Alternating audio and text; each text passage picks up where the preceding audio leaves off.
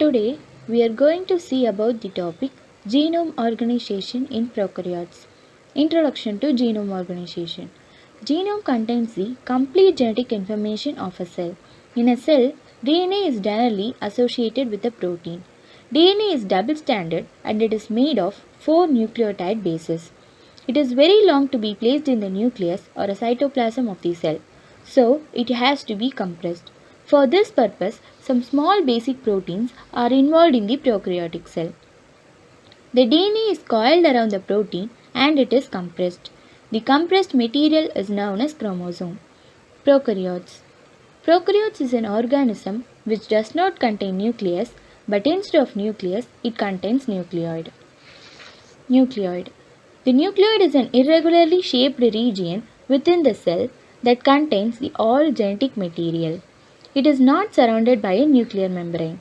The genome of prokaryotic organism is circular double-stranded piece of DNA in which multiple copies may exist at any time. The length may vary in genome, but in general at least a few million base pairs. Genopore. A genopore is the DNA of the prokaryotes. It is commonly referred to as prokaryotic chromosome. The genopore is compacted through a mechanism known as supercoiling.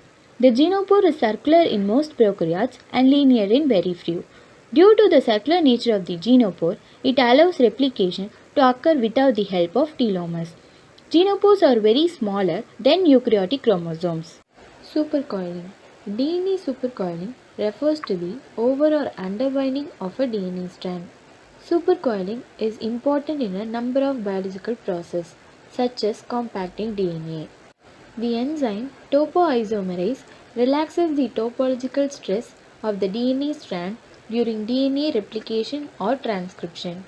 We can compare B form of DNA and supercoiled DNA to determine the number of supercoilings using mathematical expressions. In B form of DNA, the two strands twist around the helical axis every 10.4 to 10.5 base pairs of sequence. The DNA segment and a twist stain were closed into a circle by joining its two ends and then allowed to move freely. The circular DNA is converted into a new shape. Supercoiling is also required for DNA and RNA synthesis because DNA is unwound by the action of DNA and RNA polymerase, which results in supercoiling.